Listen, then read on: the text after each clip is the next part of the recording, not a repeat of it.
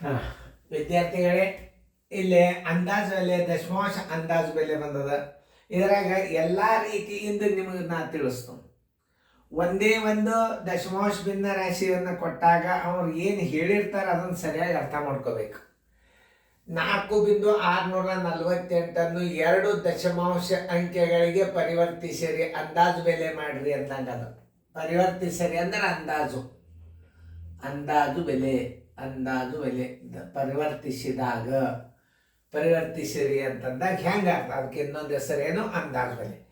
4.648 ಹಚ್ಕೋರಿ. ಏನು ಕೇಳ್ಯಾನವ?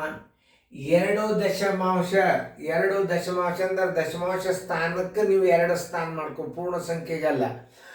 ಇದು ಬಿಂದು ದಿಚ್ಚಕ್ಕಿದು ದಶಮಾಂಶ ಸ್ಥಾನಗಳು, ಇದು ಬಿಂದು ದಿಚ್ಚಕ್ಕೆ ಪೂರ್ಣ ಸಂಖ್ಯೆಗಳು. ಪೂರ್ಣ ಸಂಖ್ಯೆಗೆ ಅಂದಾಜು ಬೆಲೆ ಮಾಡಿ ಅಂದಾಗ ಏನು ಮಾಡಬೇಕು? 2 ದಶಮಾಂಶ ಸ್ಥಾನಕ್ಕೆ ಅಂದಾಜು ಬೆಲೆ ಮಾಡ್ರಿ ಅಂದ್ರೆ ಏನು ಮಾಡಬೇಕು? 1 ದಶಮಾಂಶ ಸ್ಥಾನಕ್ಕೆ ಅಂದಾಜು ಬೆಲೆ ಅಂದ್ರೆ ಹೆಂಗೆ ಹಚ್ಚಬೇಕು ಅನ್ನೋದು ಎಲ್ಲ ನಿಮಗೆ ನಾ ತಿಳಿಸ್ತೇನೆ. ಅದನ್ನು ಹೇಳಾಗ ನೀವು ಲಕ್ಷ ಕೊಟ್ಟು ನೋಡಿದ್ರೆ, ಈಗ ನಂದೇನಪ್ಪ, ಇದು ನನ್ನ ಸ್ವಂತ ವಿಡಿಯೋ, ಇದು ಒಂದೇ ಗಣಿತ ಉತ್ತರ ಹಾಕಬೇಕು, ಇದು ಒಂದಕ್ಕೆ ಆಪ್ಷನ್ಸ್ ತಿಳಿಸ್ಬೇಕು ಅಂತಲ್ಲ. ಈ ಒಂದು ಪ್ರಶ್ನೆಗೆ ಎಷ್ಟು ನಿಮಗೆ ಪ್ರಶ್ನೆಗಳನ್ನ ಕೇಳ್ತಾರೆ ಅದೆಲ್ಲ ಉತ್ತರ ಹೇಳಿಕ್ಕೆ ಬರಂಗ ನಾ ತಿಳಿಸಿ ಹೇಳ್ತಿರ್ತಾನೆ. ಮುಂದಿನ ಗಣಿತಗಳು ನೀವು ಮಾಡಬೇಕಾಗ್ತದೆ, ನೀವು ಲಕ್ಷ ಕೊಟ್ಟು ನೋಡಿ. ಈಗ 2 ದಶಮಾಂಶ ಅಂತಂದ್ರೆ ಇದು 1 ದಶಮಾಂಶ, ಇದು 2 ದಶಮಾಂಶ. ಈ 2 ದಶಮಾಂಶ ಸ್ಥಾನಕ್ಕೆ ಅಂದಾಜು ಬೆಲೆ ಮಾಡಬೇಕಾದ್ರೆ ಈ ಸ್ಥಾನಕ್ಕೆ ಕೇಳ್ಯಾನ, 2 ದಶಮಾಂಶ ಸ್ಥಾನಕ್ಕೆ ಕೇಳ್ಯಾನ, ಮುಂದಿನ ಅಂಕಿ 4ಕ್ಕಿಂತಲೂ ದೊಡ್ಡದಾಗಿದ್ದರೆ 5 ಬಂತು. 4ಕ್ಕಿಂತಲೂ ದೊಡ್ಡದಂದ್ರೆ ಏನು? 5 ಸ್ಟಾರ್ಟ್ ಆತ. ಯಾವುದೇ ಒಂದು ಸ್ಥಾನ ಬೆಲೆಯನ್ನು ಕೇಳಿದಾಗ 0, 1, 2, 3, 4 ಬಂದಿದ್ದು ಅಂತಂದ್ರೆ ಇದರ ಮುಂದೆ ಸ್ಥಾನ ಬೆಲೆ ಕೇಳಿದರ ಮುಂದಿನ ಸಂಖ್ಯೆ 0, 1, 2, 3, 4 ಇದ್ದರೆ ಅದನ್ನ ಎಷ್ಟು ಇಡಬೇಕು ನೀವು? 4.64 ಇಡಬೇಕು. ಈ ಸ್ಥಾನ ಬೆಲೆಯನ್ನು ಕೇಳಿದ ಮುಂದಿನ ಸಂಖ್ಯೆ 5, 6, 7, 8, 9 ಬಂದಿದ್ದರೆ, ಇದು ಬಹಳ ಇಂಪಾರ್ಟೆಂಟ್ ಕ್ಲೂ. ಇದು ಎಲ್ಲ ಪೂರ್ಣ ಸಂಖ್ಯೆಗೂ ಇದೇ ಅಪ್ಲೈ ಆಗ್ತದೆ ನೇಮ್. ಪೂರ್ಣ ಸಂಖ್ಯೆಗೆ ಅಂದಾಜು ಬೆಲೆ ಮಾಡಾಗೂ ಇದೇ ನೇಮ್ ಆಗ್ತದೆ. ಆಮೇಲೆ ದಶಮಾಂಶಕ್ಕೂ ಇದೇ ನೇಮ್ ಆಗ್ತದೆ. ತಳಗಿನ ಮ್ಯಾಲಿನ ಲೈನದಾಗಿನ ಸ್ಥಾನ ಬೆಲೆ ಕೇಳಿದರೆ ಮುಂದಿನ ಸಂಖ್ಯೆ ಮೇಲಿನ ಲೈನದಲ್ಲಿ ಏನಾದರೂ ಇದ್ದರೆ ಅದನ್ನು ಇದಕ್ಕಿದ್ದಂಗೆ ಇಡಬೇಕು, 4.64 ಇಡಬೇಕು. ಆಕಸ್ಮಿಕವಾಗಿ ತಳಗಿನ ಲೈನ್ದಾಗಿನ ಅಂಕೆ ಅಂದ್ರೆ 8 ಬಂದದಂದ್ರೆ ಈ 64ಕ್ಕೆ 1 ಕೂಡಿಸ್ರಿ ಏನಾಗ್ತದೆ? 65 ಆಗ್ತದೆ. ಅದಕ್ಕೆ 4.64 ಇದ್ದದ್ದು 65 ಮಾಡಿಬಿಡ್ರಿ. ಉತ್ತರ ಸಂಖ್ಯೆ ಯಾವ್ದಾಗ್ತದ? ಡಿ ಆಗ್ತದ. ಇದು ಬಹಳ ಇಂಪಾರ್ಟೆಂಟ್. ಆಮೇಲೆ ಇದನ್ನು ಬಿಟ್ಟು ಬಿಡ್ರಿ. ಈಗೇನು ಕೇಳ್ತಾನವ? 1 ದಶಾಂಶ ಸ್ಥಾನಕ್ಕೆ ಅಂದಾಜು ಬೆಲೆ ಮಾಡಿ ಅಂದರೆ ಇದು 1 ದಶಾಂಶ ಸ್ಥಾನಕ್ಕೆ ಅಂದಾಜು ಬೆಲೆ ಮಾಡಿದಾಗ ಏನಾಗ್ತದೆ? ಮುಂದಿನ ಅಂಕಿ ಏನದ? 4 ಅದ. 4.6 ಆಗ್ತದೆ. ಇದನ್ನು ಹೇಳೋದು ನೀವು ಕೇಳೋದ್ರಿಂದ ನಿಮಗೆ ಯಾವ ಸ್ಥಾನ ಬೆಲೆ ಕೇಳಿದ್ರು ನಿಮ್ಗೆ ಉತ್ತರ ಹಾಕ್ಲಿಕ್ಕೆ ಬರ್ತದೆ. ಅದಕ್ಕೆ ನಾ ಹೇಳಾಗಿಲ್ಲ, ಈಗ ನಾ ಉತ್ತರ ಹಾಕೋದಿಲ್ಲ, ಬರೀ ತಿಳಿಸಿ ಹೇಳ್ತಾನೆ. ಯಾಕಂದ್ರೆ ಇದನ್ನು ಬರೋದಂದ್ರೆ ಯಾವ್ದು ಉತ್ತರ ಏನಾಗ್ತದೆ ಕನ್ಫ್ಯೂಸ್ ಮಾಡ್ಕೊತಾರೆ ವಿದ್ಯಾರ್ಥಿಗಳು. ಈಗ ನಮ್ಗೆ ಉತ್ತರ ಬರಬೇಕಾದದ್ದು 2 ಸ್ಥಾನಕ್ಕೆ ಅಂದಾಜು ಬೆಲೆ ಮಾಡಿದ್ರೆ 4.65 ಆಯ್ತು, ಉತ್ತರ ಸಂಖ್ಯೆ ಡಿ ಬಂತು. ಓಕೆ, ಇನ್ನು ಮುಂದಿನ ನೋಡಿ. 1 ದಶಮಾಂಶ ಸ್ಥಾನಕ್ಕೆ ಅಂದಾಜು ಬೆಲೆ ಕೇಳಿದ್ದ ಅಂದ್ರೆ ಇದರ ಮುಂದಿನ ಸ್ಥಾನ ಬೆಲೆ ನೋಡ್ಕೋಬೇಕು. ಇದರ ಕೇಳಿದ ಸ್ಥಾನ ಬೆಲೆ ಮುಂದಿನ ಸಂಖ್ಯೆ 0, 1, 2, 3, 4 ಇದ್ದರೆ ಇದು 4.6 ಆಗಿಬಿಡ್ತದೆ. ಇದು 2ನೇ ಪಾಯಿಂಟ್. 1ನೇ ಸ್ಥಾನ ಪೂರ್ಣ ಸಂಖ್ಯೆಗೆ ಅಂದಾಜು ಬೆಲೆ ಕೇಳಿದಾಗ, ಪೂರ್ಣ ಸಂಖ್ಯೆ ಅಂದ್ರೆ ಇಲ್ಲಿಗೆ ಬಂತು.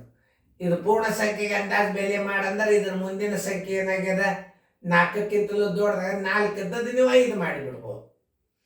ನಿಮಗೆ ಎಲ್ಲ ರೀತಿ ಗಣಿತಗಳನ್ನ ತಿಳಿಸ. ಪೂರ್ಣ ಸಂಖ್ಯೆಗೆ ಅಂದಾಜು ಬೆಲೆ ಮಾಡಂದ್ರೆ 5 ಆತು. ಪೂರ್ಣ ಸಂಖ್ಯೆಗೆ ಅಂದಾಜು ಬೆಲೆ ಮಾಡಂದ್ರೆ ಇದನ್ನ 5 ಬರೀರಿ. ಯಾಕಂದ್ರೆ ಇಲ್ಲಿ ಬಿಂದುದು ಪೂರ್ಣ ಸಂಖ್ಯೆಗೆ ಅಂದಾಜು ಬೆಲೆ ಮಾಡುವಾಗ ಮುಂದಿನ ಸ್ಥಾನ ಬೆಲೆ ಅಂಕಿ 0, 1, 2, 3, 4ಕ್ಕಿಂತಲೂ ದೊಡ್ಡದಾಗಿದ್ದರೆ 4ರಾಗ 1 ಕೂಡಿಸ್ರಿ, 5 ಮಾಡ್ರಿ. ಇದು ಪ್ರಶ್ನೆ ಏನು ಕೇಳೇನ ಅಷ್ಟೇ ಉತ್ತರ ಇದು. ಆಮೇಲೆ ಏನದ ಯಾವುದೇ ಒಂದು ಸ್ಥಾನ ಬೆಲೆಯನ್ನು ಕೇಳಿದಾಗ ಅದ್ರ ಮುಂದಿನ ಸಂಖ್ಯೆ ನೋಡಿಕೊಂಡೇ ನೀವು ಹಿಂದಿನ ಸ್ಥಾನ ಬೆಲೆ ಹಾಕಬೇಕಾಗ್ತದೆ. ಮುಂದಿನ ಹಾಕ್ರಿ.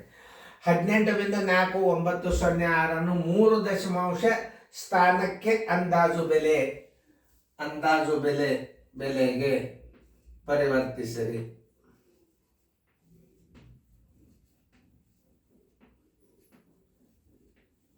ನೋಡ್ರಿ, ಸರಿಯಾಗಿ ನೋಡ್ರಿ, ಮಾಡ್ರಿ. ಟೈಮ್ ಕೊಟ್ಟದ. ಇವು ಅಂದಾಜು ಬೆಲೆ ಬಂದಾಗ ಎಲ್ಲ ರೀತಿ ತಿಳಿಸಿ ಹೇಳ್ತಾನ. ಈಗ ಉತ್ತರ ಅಷ್ಟೇ ನಾ ಫೈನಲ್ ಹಾಕಿರ್ತಾನ. ಮುಂದೆ ಹಿಂಗೆ ಬಂದ್ರೆ ಹಿಂಗೆ ಮಾಡ್ಬೇಕಂತ ಹೇಳ್ತಾನ. ನೋಡಿ, ಉತ್ತರ ಸಂಖ್ಯೆ ಹಾಕೋದಾಯ್ತಾ? ಎಲ್ಲಾರ್ಗು ಮಾಡೋದಾಯ್ತಾ? ಹಚ್ಕೋರಿ. ನೋಡ್ರಿ ಎಲ್ಲಾರು 18.49006 ಏನು ಕೇಳ್ಯಾನವ? 3 ದಶಮಾಂಶ ಸ್ಥಾನಕ್ಕೆ 1 2 3 ದಶಮಾಂಶ ಸ್ಥಾನಕ್ಕೆ ಇದರ ಮುಂದಿನ ಸಂಖ್ಯೆ 4ಕ್ಕಿಂತಲೂ ದೊಡ್ಡದಾಗಿದೆ ಅಂದಾಗ ಈ 490ರೊಳಗೆ 1 ಕೂಡಿಸ್ರಿ. ಬರೋಬ್ಬರಿ 18.491 ಮಾಡಿ ಇಟ್ಟು ಬಿಡ್ರಿ. ಉತ್ತರ ಸಂಖ್ಯೆ ಹುಡುಕ್ಯಾಡ್ರಿ. ಎಲ್ಲದ ಉತ್ತರ ಸಂಖ್ಯೆ ಏನದ? ಬಿ ಅದ. ಅಂದಾಜು ಬೆಲೆ ಕಂಡು ಹಿಡಿದವರು ನಿಮಗೆ ತಿಳಿದು. ಇನ್ನು ನಾವು ಹೆಚ್ಚಿನ ಅಭ್ಯಾಸ ಮಾಡೋಣ. ಈಗ ಏನಿದು ಮುಗೀತು, ಇದು ಉತ್ತರ ಬಂತು, ಮುಗೀತು. ಅವೇನು ಕೇಳ್ತಾನೆ? 2 ಸ್ಥಾನಕ್ಕೆ ಅಂದಾಜು ಬೆಲೆ ಮಾಡು ಅಂದಾಗ ನೋಡ್ರಿ, 2 ಸ್ಥಾನಕ್ಕೆ ಅಂದಾಜು ಬೆಲೆ ಮಾಡಿ. ಇದು 1 ಸ್ಥಾನ, 2 ಸ್ಥಾನಕ್ಕೆ ಅಂದಾಜು ಬೆಲೆ ಅಂದ್ರೆ ಇದು ಏನ್ ಬಂದದ ನೋಡ್ರಿ, 0 ಬಂದದ ಅಂದ್ರೆ ಇದು 18.49 ಇಡಬೇಕು. ಇಲ್ಲೇ 0 ಬಂದದ, 49 ಇಡ್ರಿ. 18.49 ಇಡ್ರಿ. 1 ಬಂದಿತ್ತು ಅಂದ್ರೆ 18.49 ಇಡ್ರಿ. 2 ಬಂದಿತ್ತು ಅಂದ್ರೆ 18.49 ಇಡ್ರಿ. 3 ಬಂದಿತ್ತು ಅಂದ್ರೆ 18.49 ಇಡ್ರಿ. 4 ಬಂದಿತ್ತು ಅಂದ್ರೆ 18.49 ಇಡ್ರಿ. 5 ಬಂತು ಅಂದ್ರೆ 18.50 ಮಾಡಿಬಿಡ್ರಿ.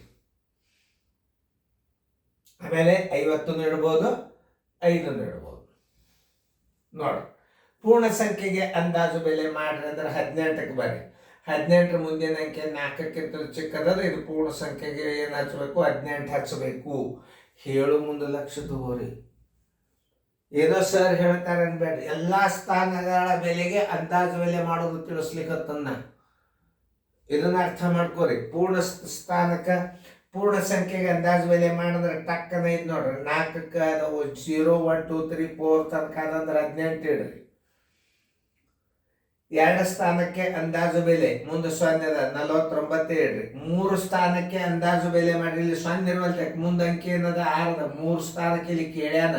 ಮುಂದಿನ ಸಂಖ್ಯೆ 4ಕ್ಕಿಂತಲೂ ದೊಡ್ಡದಂದ್ರೆ 491 ಮಾಡಿಡ್ರಿ. ಉತ್ತರ ಸಂಖ್ಯೆ ಬಿ ಇಡ್ರಿ.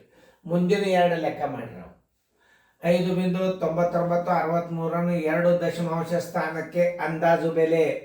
2 ಸ್ಥಾನಕ್ಕೆ ದಶಮಾಂಶ ಅಂದಾಜು ಬೆಲೆ. ನೋಡ್ರಿ, ಒಂದು ಸ್ವಲ್ಪ ವಿಶೇಷ ಅದ ಇದು. ಅಂದಾಜು ಬೆಲೆ ಸಮೀಪ ಏನಾಗ್ತದ ನೋಡ್ರಿ. ಯಾಕಂದ್ರೆ 2 ರೀತಿ ಒಳಗಿಟ್ಟ ಅದ್ರ ಹತ್ತಿರದ ಬೆಲೆ ಕಂಡು ಹಿಡಿಬೇಕಾಗ್ತದೆ ಈಗ ನೀವು. ಯಾಕಂದ್ರೆ 2 ದಶಮಾಂಶ ಸ್ಥಾನಕ್ಕೆ ಅಂದಾಜು ಬೆಲೆ ಮಾಡ್ರಿ ಅಂತಂದಾಗ ಅದು ನೋಡ್ರಿ ಏನಾಗ್ತದೆ. ಎಷ್ಟು ಮಜಾ ಅದ ನೋಡ್ರಿ. ಅದು ಎಷ್ಟು ಮಜಾ ಅದ ಅಂದ್ರೆ ಭಾರಿ ವಿಶೇಷ ಅದ ಅದು. ನೋಡ್ರಿ, ನೋಡೋದ್ರಿಂದ ನಿಮ್ಗೆಲ್ಲರೂ ತಿಳ್ಕೊಂಡಿಂದ ಲಕ್ಷ ಕೊಟ್ಟು ನೋಡ್ರಿ, ತಿಳಿಸ್ತಾನೆ ಎಲ್ಲರೂ. ಓಕೆ, 5.9963 2 ಸ್ಥಾನಕ್ಕೆ ದಶಮಾಂಶ ಅಂದಾಜು ಬೆಲೆ ಮಾಡ್ರಿ ಅಂದ್ರೆ ಇಲ್ಲಿ 99 ಅದ. ಇಲ್ಲಿ ಮುಂದಿನ ಸಂಖ್ಯೆ ಏನಾಗ್ಯದ? 4ಕ್ಕಿಂತಲೂ ದೊಡ್ಡದ. 599ರೊಳಗೆ 1 ಕೂಡಿಸಿದ್ರೆ ಏನಾಗ್ತದ? 6.00 ಆಗ್ತದೆ. ಇದನ್ನ ದಶಮಾಂಶ ತೆಗೆದು ಬಿಟ್ಟಾಗ ಇದರ ಬೆಲೆ ಎಷ್ಟು ಬರ್ತದ? 6 ಬಂದು ಬಿಡ್ತದೆ.